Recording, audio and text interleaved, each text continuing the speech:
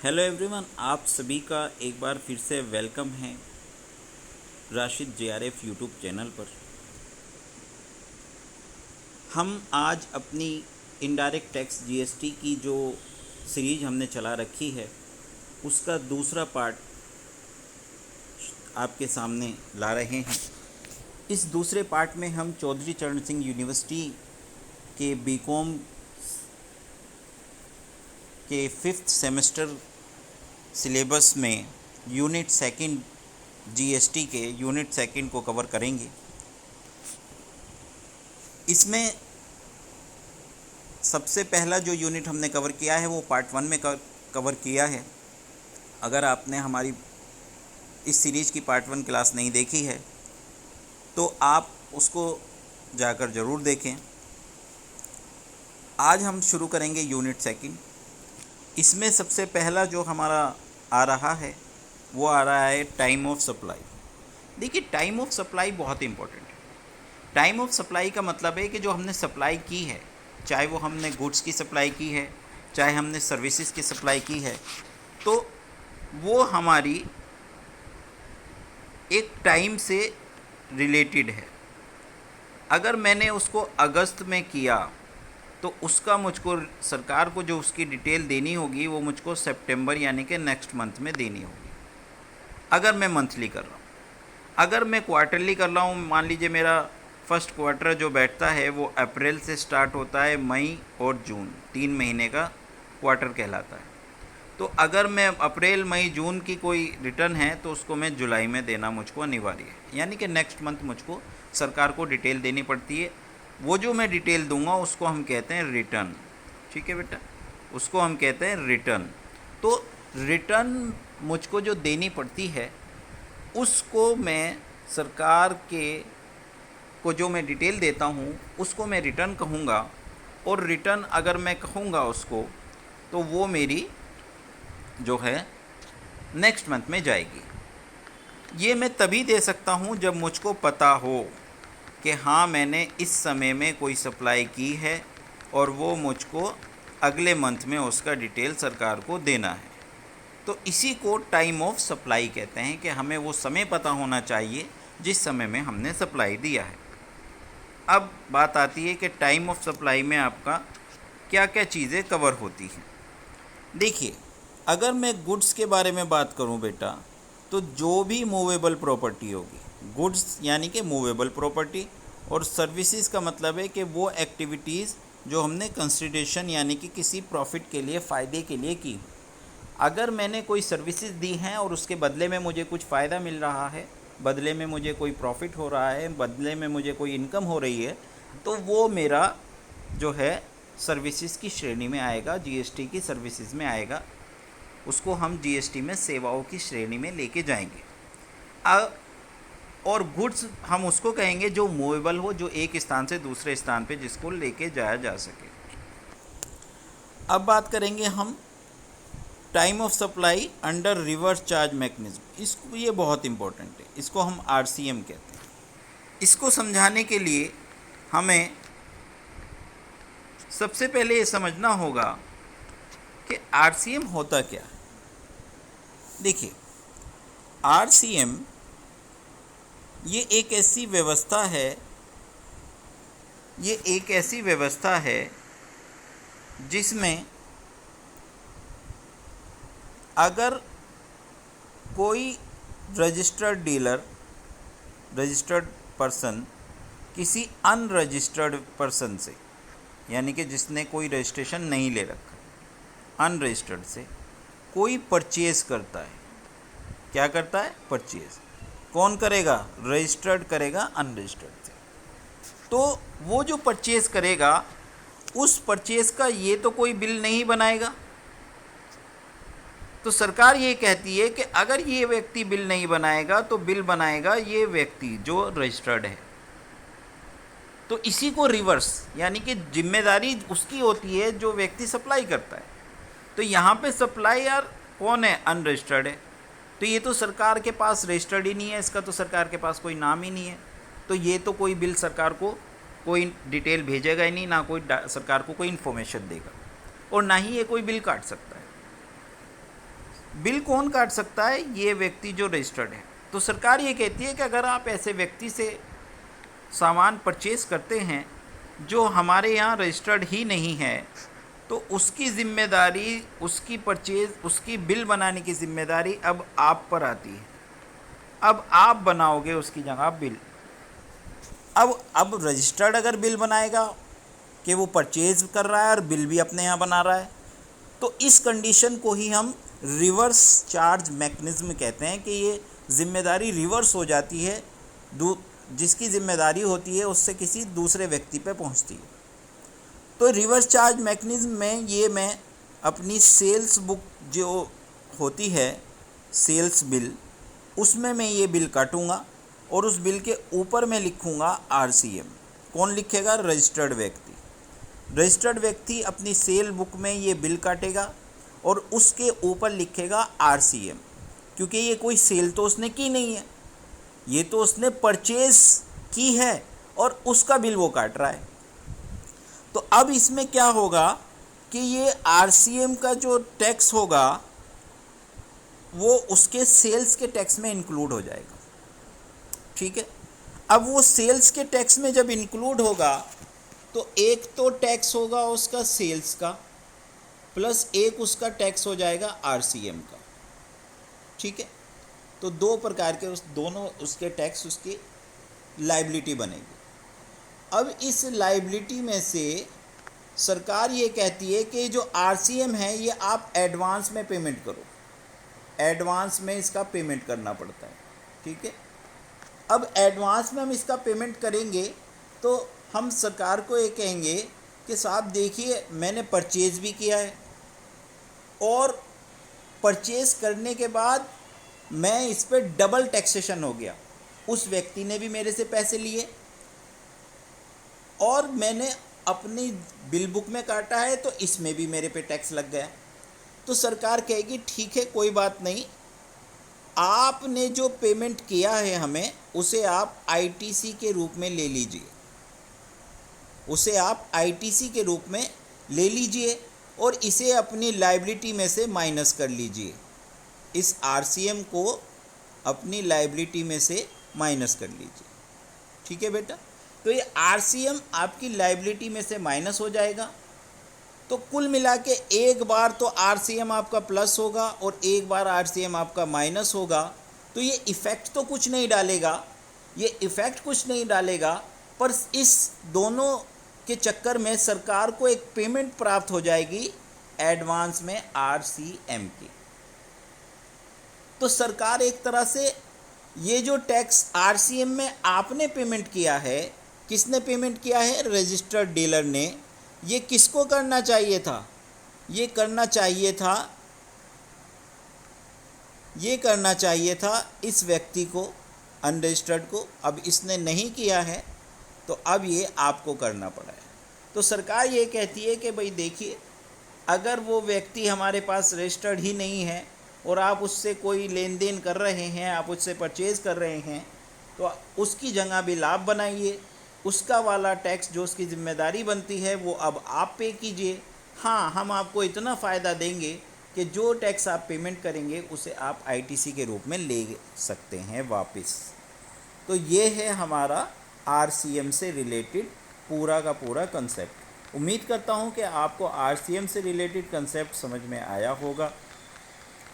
अब बात करते हैं हम कि टाइम ऑफ सप्लाई में आरसीएम जो है उसका टाइम ऑफ सप्लाई क्या आता है।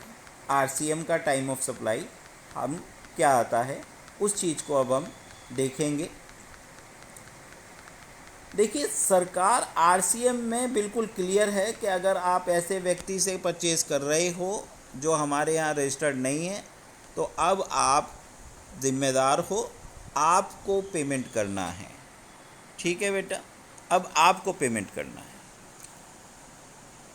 अब ये आ गया, हमने दूसरी एक अपनी स्लाइड बना रखी है, time of supply under the reverse charge mechanism in GST. तो इसमें आरसीएम की मैकेनिज्म के बारे में देखो, यहाँ लिखा हुआ है आरसीएम मैकेनिज्म। तो time of supply under RCM, तो हम किस तरह देखेंगे कि कौन सा टाइम ऑफ सप्लाई आरसीएम में हमारा कवर होगा। तो सबसे पहले देखिए, सबसे पहले आप देखें,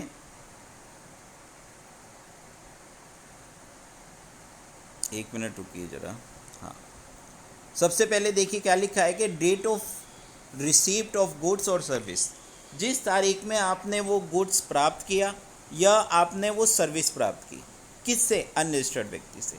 तो the time of supply under RCM is generally the date on which, जो भी डेट पे आपने अपनी सर्विसेज ली हैं, एक तो वो ध्यान रखिए। दूसरा, आपने जिस डेट पे पेमेंट दिया है उस गुड्स का, उस सर्विस का, किसको? अनरजिस्टर्ड व्यक्ति को। तीसरा, जिस डेट पे आपने इनवॉइस बनाया है, इन तीनों में, और या 30 डेज़। तो 4 चीज़ें हो गई। डेट ऑफ रिसीप्ट, जिस तारीख को आपने वो सर्विसेज ली हैं, जिस तारीख को आपने पेमेंट किया है, जिस तारीख में आपने बिल बनाया है, या मैक्सिमम 30 दिन। इन चारों में जो भी पहले हो जाए वो आपका टाइम ऑफ सप्लाई होगा RCM में। इन चारों में जो भी पहले हो जाएगा, आपका डेट ऑफ सप्लाई पहले हो जाए, आपका डेट ऑफ पेमेंट पहले हो जाए, आपका इनवॉइस का डेट पहले आ जाए, ये इनवॉइस का डेट पहले आ जाए, या आपका 30 डेज़ पहले आ जाए। ठीक है, तो जो भी पहले हो जाएगा, विच एवर इज़ अर्लियर, जो भी पहले हो जाए, जो भी पहले हो जाए वो आपका टाइम ऑफ सप्लाई होगा अंडर RCM में। ठीक है, तो ये time of supply under RCM था। अब बात करेंगे इनवॉइसिंग प्रोविज़न की। देखो, इनवॉइसिंग प्रोविज़न का मतलब है कि जो बिल बनाया जाता है, जो इनवॉइस बनाया जाता है GST में, उस इनवॉइस को से रिलेटेड क्या प्रोविज़न्स है, कब बनाना चाहिए, कैसे बनाना चाहिए, कितना समय होता है, वो सब प्रोविज़न्स हम आपको यहाँ बताने वाले हैं। तो देखिए, invoicing is a crucial for, जो भी हमें डिटरमिन करना है, जो भी हमें निकालना है टाइम ऑफ सप्लाई, क्योंकि टाइम ऑफ सप्लाई हम निकालेंगे वो इनवॉइसिंग के ऊपर ही निकालेंगे कि जो तारीख का आपका इनवॉइस होगा वही आपका टाइम ऑफ सप्लाई होगा। The invoice should contains, invoice में आपकी कुछ डिटेल्स होनी चाहिए सप्लायर की, रेसिपेंट की, जो सप्लाई कर रहा है, जो ले रहा है, या गुड्स या सर्विसेज, उनकी डिटेल होनी चाहिए। जो सामान आप भेज रहे हैं उसका पूरा डिटेल होना चाहिए। GST नंबर उसमें होने चाहिए, और अमाउंट उसमें जो है वो भी उसमें होना चाहिए। अब यहाँ पे हमने देखो एक नेक्स्ट अलग स्लाइड में बनाया है कि इनवॉइसिंग प्रोविज़न इन GST इंडिया। देखिए, GST इंडिया में इनवॉइसिंग प्रोविज़न हमारे क्या हैं। तो देखिए, सबसे पहले तो है आपका GST फॉर्मेट, इनवॉइस फॉर्मेट। देखिए, GST इनवॉइस का एक फॉर्मेट सरकार ने आप हमें सुझा रखा है बता रखा है कि जो GST का इनवॉइस होगा उसमें क्या क्या चीज़ें होना ज़रूरी है। क्योंकि उन्होंने कोई सेट फॉर्मेट तो हमको दिया नहीं, पर उन्होंने इन्फॉर्मेशन दी कि ये इन्फॉर्मेशन आपके बिल में, आपके इनवॉइस में होनी चाहिए। तो कौन कौन सी इन्फॉर्मेशन है? सबसे पहले तो नाम, किसका नाम? सप्लायर का। सप्लायर का नाम, उसका एड्रेस और उसका GST नंबर। उसी तरह जो रेसिपेंट होता है, जिसको माल भेजा जा रहा है, उसका नाम, उसका एड्रेस और उसका GST नंबर या UID नंबर। ठीक है, अगर वो रजिस्टर्ड है। उसके अलावा अगर कोई अनरजिस्टर्ड है तो उसके केस में आप पैन कार्ड ले सकते हैं, उसका आधार ले सकते हैं। ठीक है, उसका आधार ले सकते हैं।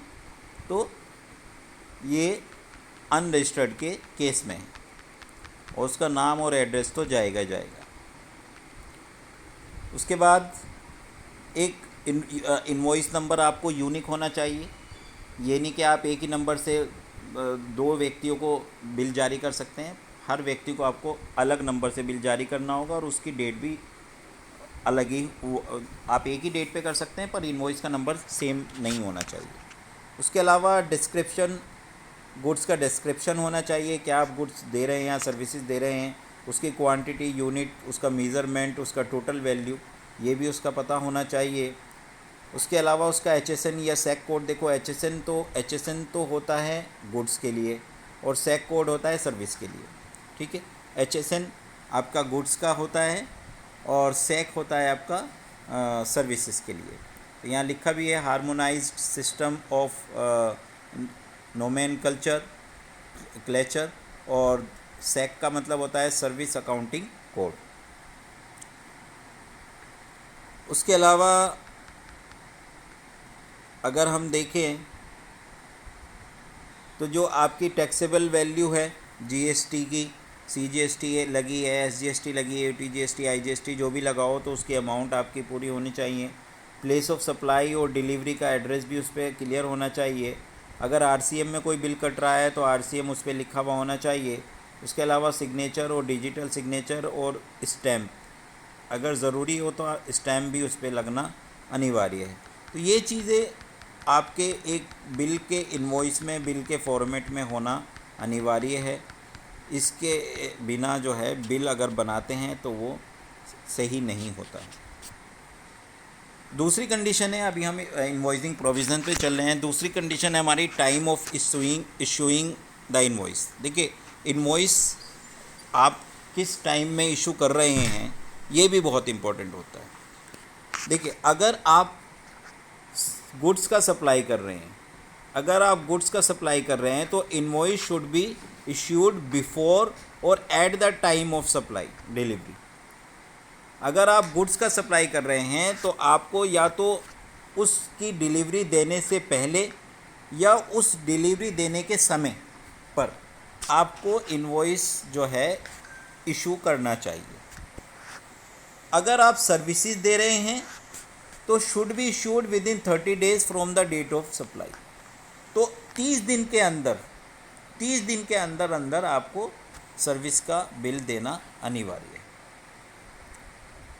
तो ये तो हो गया कि आप अगर गुड्स दे रहे हैं तो कितने समय में आपको अपना बिल जारी करना चाहिए, और सर्विस दे रहे हैं तो कितने समय में।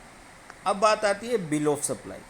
देखिए कभी कभी ऐसा भी होता है कि हम किसी गुड्स का मूवमेंट कर रहे हैं, कोई गुड्स भेज रहे हैं, पर हम उसको बेच नहीं रहे। मान लीजिए एक कपड़े का व्यापारी है और वो व्यापारी कपड़ों पे कुछ वर्क कराता है, कोई डिज़ाइनर वर्क कराता है।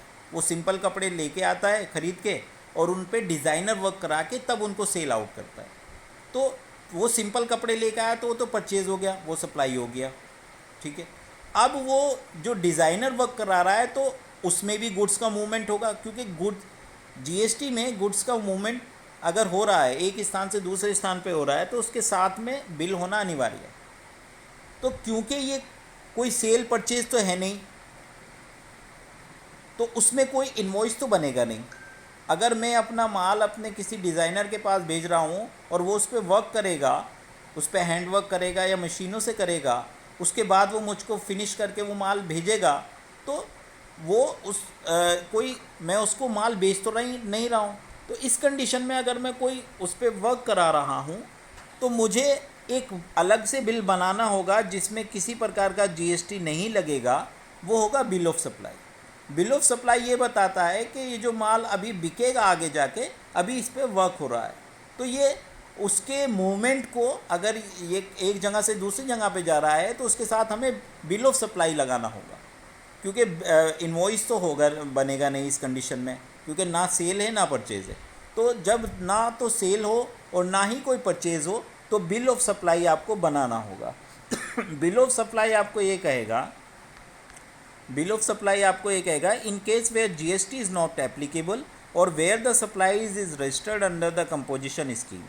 ठीक है, या तो उस पर GST ना लग रहा हो या जो सप्लायर है वो कंपोजिशन स्कीम में हो, तो दोनों कंडीशन में बिल ऑफ सप्लाई आपको देना अनिवार्य है।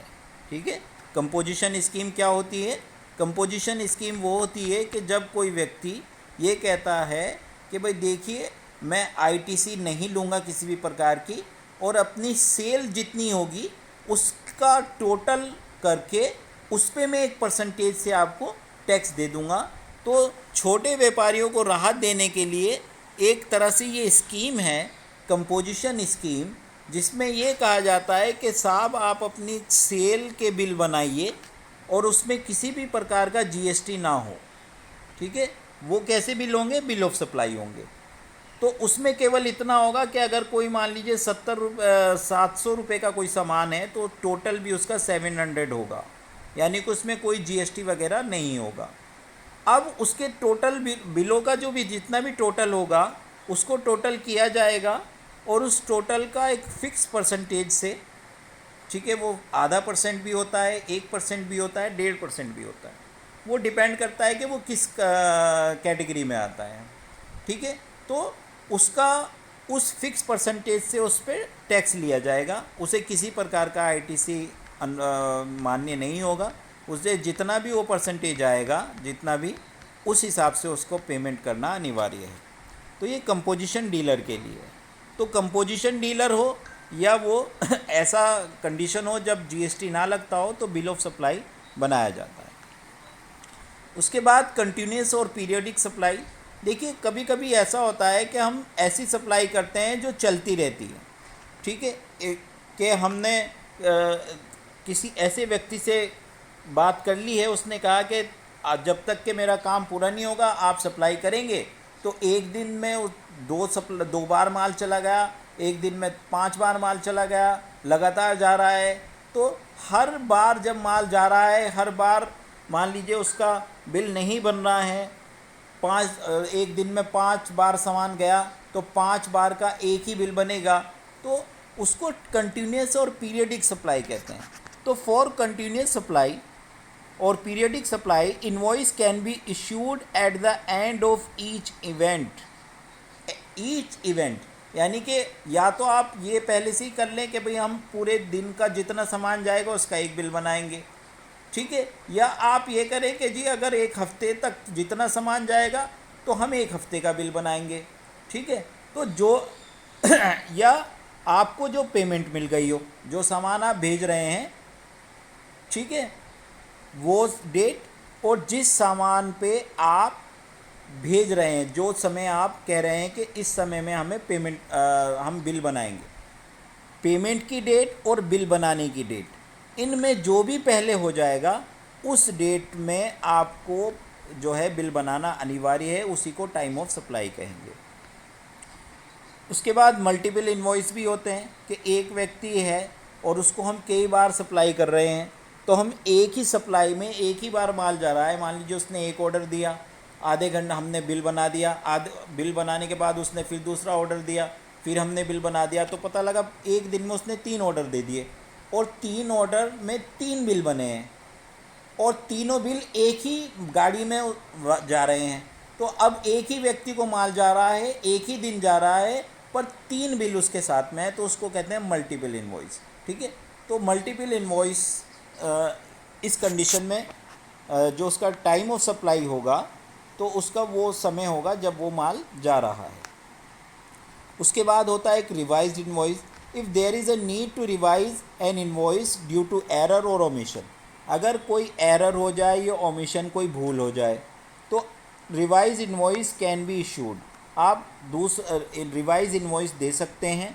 रिवाइज इनवॉइस का मतलब क्या है कि उस इनवॉइस की जो ओरिजिनल इनवॉइस था उसकी जगह आप दूसरा इनवॉइस दे सकते हैं, पर उसमें आपको रेफरेंस देना पड़ेगा ओरिजिनल इनवॉइस का, कि ये मान लीजिए आपने ओरिजिनल इनवॉइस आपका 70 नंबर का था और रिवाइज इनवॉइस जो बनना है वो 75 नंबर का है, तो आपको इस 75 वाले पे लिखना पड़ेगा कि ये रिवाइज इनवॉइस है, कौन से नंबर का, इनवॉइस नंबर 70 का, कि ये जो इनवॉइस है ये कोई फ्रेश इनवॉइस नहीं है, रिवाइज है, और ये जो ओल्ड ओरिजिनल इनवॉइस है वो 70 का जो है रिवाइज इनवॉइस है। तो ये आपको क्लियर करना पड़ेगा उस बिल पर। तो रिवाइज इनवॉइस भी आप इशू कर सकते हैं अगर आप कोई गलती करते हैं या कोई भूल आपको हो जाती है। अब बात करते हैं ई इनवॉइसिंग की। देखिए ई इनवॉइसिंग हो सकता है। ई इनवॉइसिंग क्या होता है कि अगर आपका सरकार द्वारा निर्धारित जो टर्नओवर है उससे ज़्यादा अगर आपका बिलिंग होता है, ई इनवॉइसिंग आपको जारी करना अनिवार्य है। तो ये समय के हिसाब से बदलती रहती हैं। तो अगर आपका इस समय जो चल रहा है वो 2 करोड़ से ज़्यादा अगर आपका टर्नओवर है तो आपको ई इनवॉइस जारी करना अनिवार्य है। ई इनवॉइसिंग का मतलब ये होता है कि जो बिल बनेगा वो इलेक्ट्रॉनिक माध्यम से बनेगा और वो जो सरकार की जो वेबसाइट होगी उसके माध्यम से उसको जनरेट किया जाएगा। तो यानी कि आप अपना कोई बिल नहीं काट सकते, आपको सरकार की वेबसाइट पे जाना होगा और वहाँ पे एक नया बिल जनरेट करना होगा, उसका प्रिंट आउट निकाल के आपको सप्लायर को भी देना होगा, रेसिपेंट को भी देना होगा और अपने पास भी रखना होगा। तो ई इनवॉइसिंग आपको करना होगा उस कंडीशन में। अब होता है इनवॉइसिंग मैचिंग। देखिए, इनवॉइसिंग मैचिंग का मतलब क्या है कि जीएसटी सिस्टम में टैक्स की चोरी रोकने के लिए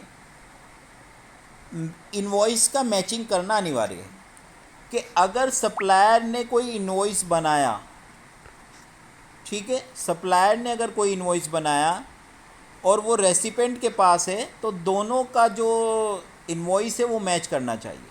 ये नहीं कि अगर रेसिपेंट कहे कि मेरे पास एक इनवॉइस है और सप्लायर कहे नहीं मेरा वो इनवॉइस नहीं है, तो यहाँ पे मैचिंग नहीं होगा। दोनों अगर यस करेंगे किसी बिल को तो वो आपका मैचिंग आएगा, अदरवाइज़ वो मैचिंग नहीं होगा। तो मैचिंग होना बहुत ज़रूरी है। अगर ये मैच करेगा तो ही आपको आईटीसी मिलेगा, वरना आपको आईटीसी नहीं मिलेगा। उसके अलावा स्पेशल सिचुएशन में आप अनरजिस्टर्ड से कोई माल ख़रीदते हैं किसी ऐसे व्यक्ति से जो रजिस्टर्ड ही नहीं है, तो हमने वो आरसीएम में पढ़ा है, तो वो स्पेशल सिचुएशंस आती हैं। अब आगे चलते हैं।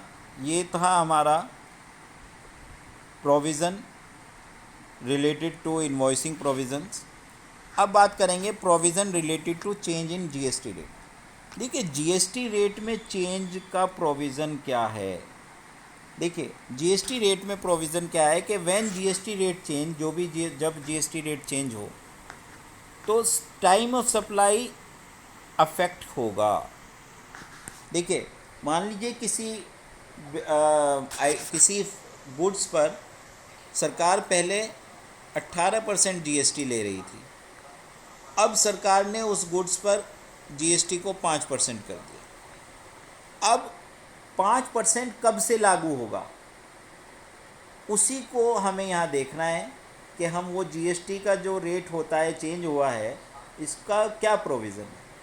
तो it can be the date of issue of the invoice, जो भी आपने इनवॉइस का डेट किया हो, या date of receipt of payment, जो भी आपने पेमेंट रिसीव किया हो, उनमें जो भी पहले हो जाए वो आपका टाइम ऑफ सप्लाई होगा। पर इस चीज़ का ध्यान रखें कि जो चेंज होगा वो चेंज होगा आपके जो डेट आपने, ये जो 5% जिस तारीख में भी मान लीजिए हुआ, उस तारीख या उसके बाद जो भी आपका बिल बनेगा उस तारीख से ये लागू होगा। हाँ, अगर आपने सप्लाई पहले आपको मिला है और पेमेंट भी आपने पहले ही कर दिया है तो ये लागू नहीं होगा। ठीक है, तो जिस तारीख में सरकार ने ये नोटिफाई किया होगा उसी तारीख से ये लागू होगा और उसी तारीख के बिलों पर ये लागू होगा, पहले बिलों पर ये लागू नहीं होता है। अब बात करेंगे place of supply. Place of supply का मतलब ये है, प्लेस ऑफ सप्लाई का मतलब ये है कि हम ये देखेंगे कि हमने सामान किस जगह पर भेजा है, किस प्लेस पर भेजा है।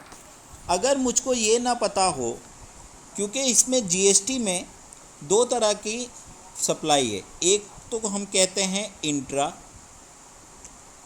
इंट्रा का मतलब हो गया जब सेम स्टेट हो, यानी कि वो स्टेट से बाहर ना गया हो, तो उसको कहेंगे हम इंट्रा। एक होता है आपका इंटर स्टेट के, अगर उसने अदर स्टेट में कोई काम किया हो, ठीक है, अदर स्टेट। फॉर एग्ज़ाम्पल, अगर यूपी वाला यूपी में काम करेगा तो वो इंट्रा होगा, और यूपी वाला अगर अदर स्टेट में काम करेगा, मान लीजिए दिल्ली में वो काम कर रहा है, तो वो इंटर होगा। तो दो प्रकार का होता है, इंट्रा और इंटर। एक होता है इंट्रा और एक होता है आपका इंटर। तो प्लेस ऑफ सप्लाई इसी पर डिपेंड करता है। प्लेस ऑफ सप्लाई में लिखा है कि place of supply is the location where the supply of goods और service is considered to be have taken place under GST. जहाँ पे भी आपने सप्लाई दिया है, जहाँ भी आपका अगर गुड्स है, तो जो गुड्स आपका वो जो गुड्स है जिस जगह पर भी गया, जिस प्लेस पर भी गया है, वो आपका प्लेस ऑफ सप्लाई। मान लीजिए यूपी वाले ने दिल्ली में भेजा है, तो प्लेस ऑफ सप्लाई यूपी नहीं होगा, प्लेस ऑफ सप्लाई वो जगह होगी जहाँ माल जा रहा है। तो माल जा रहा है दिल्ली में, तो प्लेस ऑफ सप्लाई है दिल्ली। अगर यूपी वाले ने, मान लीजिए मेरठ वाले ने आपका मुजफ्फरनगर भेजा है, तो उसका प्लेस ऑफ सप्लाई मुजफ्फरनगर है। तो पहली वाली कंडीशन कि अगर यूपी वाले ने, मेरठ वाले ने दिल्ली में भेजा, तो वो कहलाएगी इंटर स्टेट सप्लाई, और उस कंडीशन में हमारा आईजीएसटी लगेगा। दूसरी वाली कंडीशन, अगर मेरठ वाले ने मुजफ्फरनगर वाले को भेजा है, तो क्योंकि ये स्टेट चेंज नहीं हुआ है, सेम स्टेट है, यूपी वाले ने यूपी में ही काम किया है, तो इसको हम कहेंगे इंट्रा स्टेट सप्लाई, और इस कंडीशन में आपका एसजीएसटी और सीजीएसटी लागू होगा। तो प्लेस ऑफ सप्लाई इम्पॉर्टेंट है इंट्रा और इंटर स्टेट सप्लाई जानने के लिए, क्योंकि इसी के आधार पे हम डिसाइड करेंगे कि हमें आईजीएसटी लगाना है, हमें एसजीएसटी या सीजीएसटी लगाना है, या यूटीजीएसटी सीजीएसटी लगाना है। अब बात करेंगे हम place of goods and services. देखिए, प्लेस ऑफ गुड्स और सर्विसेज क्या है? जहाँ पे आपका माल, ये मैं अभी बता चुका हूँ ऊपर, जहाँ पे आपका माल डिलीवर हो रहा है, ठीक है। और फॉर सर्विसेज, जहाँ पे सर्विसेज दी जा रही हैं। अब देखो, प्लेस ऑफ गुड्स का मतलब तो होता है कि जहाँ पे डिलीवरी हो रही है माल की, पर सर्विसेज कहीं भी हो सकती हैं। पर सर्विसेज में ध्यान करना है कि जहाँ पे सर्विस दी जा रही है, ये सप्लायर के जगह पे भी हो सकती हैं, ये रेसिपेंट की जगह पे भी हो सकती हैं, या किसी थर्ड पर्सन की जगह पे भी हो सकती है। तो रेसिपेंट सर्विसेज में हमें देखना होगा कि सर्विसेज कहाँ दी गई हैं। तो जहाँ पे भी सर्विसेज दी गई हों, वो उसका प्लेस ऑफ सर्विस होगा। उसके बाद इंटर स्टेट और इंट्रा स्टेट, ये हम कर चुके हैं। इंटर स्टेट क्या होती है और इंट्रा स्टेट क्या होती है। अब बात करेंगे वैल्यू ऑफ सप्लाई की। देखिए, वैल्यू ऑफ सप्लाई का मतलब होता है कि जो हमने सप्लाई की है, अभी तक हम पीछे पढ़ के आए हैं कि सप्लाई का टाइम, और सब दूसरे में हमने पढ़ा सप्लाई का प्लेस। अब पढ़ेंगे हम सप्लाई जो हम कर रहे हैं उसका वैल्यू क्या होगा। हमने ये भी पता कर लिया कि इसका क्या टाइम है, किस समय हमने सप्लाई किया। हमने ये भी पता कर लिया कि हमने कहाँ पे सप्लाई किया। अब हमें ये पता करना है कि हमारा वैल्यू क्या है, जिससे कि हम बिल बना सकें। तो द वैल्यू ऑफ, यहाँ पे लिखा हुआ है, the value of supply is the transaction value which is price paid, जो भी हमने प्राइस पेड किया होगा, या पेबल जो भी हम देंगे, किसके लिए? गुड्स के लिए और सर्विसेज के लिए। या तो हमने पेमेंट कर दिया, या हम वो उधार पे ख़रीदा, हमने पेमेंट करेंगे। तो जो भी हम कर रहे हैं पेमेंट या पेमेंट देंगे, वो हमारा क्या कहलाएगा? वैल्यू ऑफ सप्लाई कहलाएगा। अब उसके बाद प्रोविज़न रिलेटेड टू कि किस तरह से हम वैल्यू ऑफ सप्लाई हम निकालेंगे, तो इसका हमने एक अलग से बना रखा है नोट्स। वैल्यू ऑफ सप्लाई, तो देखिए वैल्यू ऑफ सप्लाई किस तरह से आप निकालेंगे। वैल्यू ऑफ सप्लाई का मतलब होता है कि करेक्ट टैक्स लायबिलिटी, कि जो टैक्स लायबिलिटी जीएसटी में आपकी बन रही है, जो भी, उसको कैसे हम करेक्टली कैलकुलेट करेंगे, उसी को हम वैल्यू ऑफ सप्लाई कहेंगे। उसमें कोई गलती नहीं होनी चाहिए। सरकार को हमें क्या इन्फॉर्मेशन देनी है, कितने का हमने माल भेजा, क्या उसमें हमारे खर्चे आए, कितना उस पर जीएसटी बनता है, और उसका टोटल वैल्यू क्या है, इसी को हम वैल्यू ऑफ सप्लाई कहेंगे। तो ये बहुत ही क्रूशल और बहुत ही इम्पोर्टेंट है, इसमें गलती नहीं होनी चाहिए। तो सबसे पहला है कि ट्रांजैक्शन वैल्यू क्या होती है। तो देखिए ट्रांजैक्शन वैल्यू का मतलब क्या है कि वैल्यू ऑफ सप्लाई कि जो आपने प्राइस पेड किया है या पेबल है, ठीक है, जो भी जब आप माल दे रहे हैं उसमें जो भी डिस्काउंट है, जो भी अदर चार्जेस है वो इंक्लूड होने चाहिए। अगर आप डिस्काउंट दे रहे हैं तो उसको डिस्काउंट को माइनस कर दीजिए। अगर आप कोई अदर चार्जेस आपके लग रहे हैं, पैकिंग चार्जेस वगैरह, उनको आप उसमें इंक्लूड कर दीजिए। तो ये ट्रांजैक्शन वैल्यू हो गई। दूसरा हुआ आपका open market value. Open market value क्या होती है कि जो मार्केट की जो वैल्यू बनती है, मार्केट में जो वैल्यू चल रही है उस सामान की, उस सर्विस की, जैसा मार्केट वाले पेमेंट ले रहे हैं, जैसा मार्केट में रेट है उस हिसाब से आप बिल बनाएं, तो उसको हम कहेंगे मार्केट वैल्यू मेथड। दूसरा आएगा आपका वैल्यू ऑफ सिमिलर। अगर आपको मान लीजिए मार्केट में भी इस तरह जो आप सर्विस दे रहे हैं, गुड्स दे रहे हैं, उस तरह का सर्विस गुड्स कोई और नहीं दे रहा है, तो फिर देखा जाएगा कि उसी प्रकार का कोई दूसरा उससे मिलता जुलता कोई सप्लाई है, तो उसका जो रेट होगा उसके हिसाब से आप वैल्यू बना सकते हैं अपनी सप्लाई की। तीसरा ये नेक्स्ट पॉइंट होता है वैल्यू ऑफ गुड्स और सर्विसेज एट कोस्ट। कभी कभी ये भी होता है कि जो हम गुड्स और सर्विस दे रहे हैं वो कोस्ट पे हम देते हैं। अगर हम मान लीजिए प्रोडक्शन कर रहे हैं, मैन्युफैक्चरिंग कर रहे हैं, या कोई परचेज़ का गुड्स और सर्विसेज दे रहे हैं, तो उसका हम कोस्ट पे भी पेमेंट जो है अपना इनवॉइस का वैल्यू बना सकते हैं।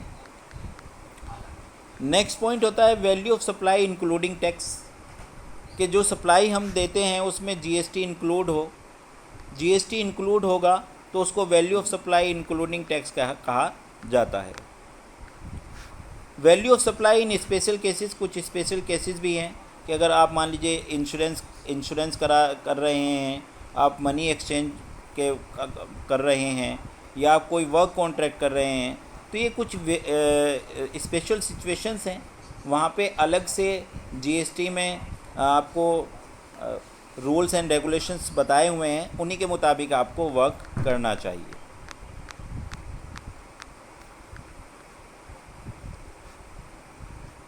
Value of supply in case of import और एक्सपोर्ट, देखिए ये बहुत इम्पोर्टेंट है।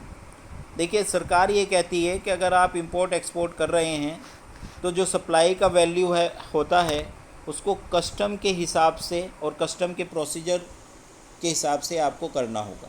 जैसा कस्टम में लिखा हुआ है, कस्टम एक्ट में, उसके मुताबिक आपको अपनी सप्लाई का वैल्यू बनाना होगा और उसी के हिसाब से आपको कैलकुलेशन करनी है, क्योंकि वहाँ पे आपको कस्टम ड्यूटी भी देनी पड़ेगी। वैल्यूएशन के कुछ रूल्स हैं जो जीएसटी के कानून लॉ में बताए गए हैं कि वैल्यूएशन की सप्लाई, उसमें क्या क्या खर्चे जोड़े जाने चाहिए, किस तरह से ट्रांजैक्शन वैल्यू निकाली जानी चाहिए। तो डिस्काउंट है उसको माइनस करना चाहिए, अगर कोई खर्चे हैं तो उसको उसमें प्लस कर देना चाहिए, कोई सब्सिडी आपको मिल रही है तो उसको भी माइनस कर देना चाहिए। तो ये कुछ आपके जो हैं वैल्यू ऑफ सप्लाई को निकालने के कुछ नियम हैं, तो उनका भी ध्यान रखा जाना अनिवार्य है। एंटी प्रॉफिटिंग मेजर्स भी होते हैं, ये बहुत इम्पोर्टेंट है। ये क्या होता है कि कुछ कंट्रीज़ में ये होता है कि कुछ लोग जो है माल तो बेचते नहीं हैं, वो सिर्फ बिल बनाते रहते हैं, तो इस तरह की व्यक्तियों से भी जो है सरकार को नुकसान ही होता है। तो एंटी प्रॉफिटियरिंग मेजर्स ये भी होता है कि अगर मार्केट में सरकार इस बात पे भी ध्यान देती है कि ज़्यादा प्रॉफिट ना लिया जाए, क्योंकि अगर सप्लायर ज़्यादा प्रॉफिट लेगा तो चीज़ें महंगी हो जाएंगी, बाज़ार में वो चीज़ महंगी हो जाएगी। तो इस चीज़ों को रोकने के लिए एंटी प्रॉफिटिंग मेजर्स भी लिए जाते हैं, जिससे कि बाज़ार में चीज़ों के दाम ना बढ़ें। तो ये हमारे कुछ provisions the value of supply के। उसके बाद जीएसटी किस तरह से हम लायबिलिटी निकालेंगे, तो ये मैंने आपको बताया कि जो भी आपका जीएसटी का सप्लाई का जो वैल्यू आएगा उस वैल्यू पर जीएसटी की रेट के हिसाब से, ट्रांजैक्शन वैल्यू पर जीएसटी की रेट के हिसाब से आप जीएसटी निकाल दीजिए। और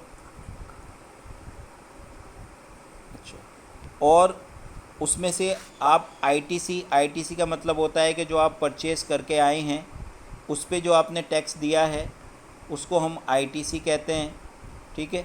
तो आईटीसी यानी कि परचेज़ के टैक्स को आप माइनस कर दीजिए, किसमें से, सेल्स के टैक्स में से। मैं दोबारा बता दूं, मैं कैलकुलेशन आपको समझा देता हूं कि किस तरह से कैलकुलेशन कर सकते हैं आप। और ये हमारा लास्ट पॉइंट है आज के जो क्लास है हमारी, उसका लास्ट पॉइंट है। मैं इसको समझा देता हूं कि आप किस तरह से जीएसटी का कैलकुलेशन करेंगे।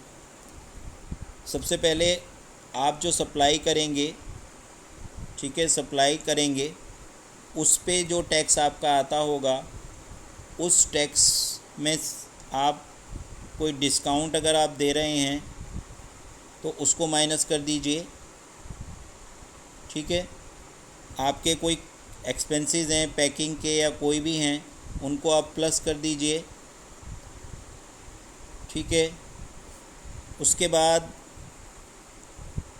आप जो है जीएसटी को, जो भी आपका जीएसटी आता है, चाहे वो एसजीएसटी हो, आईजीएसटी हो, सीजीएसटी हो, उसको प्लस कर दीजिए। और ये आपका जो निकल के आएगा ये आपका इनवॉइस वैल्यू होगा, ये आपका इनवॉइस वैल्यू होगा। तो इस तरह से आप वैल्यूएशन कर सकते हैं, ठीक है।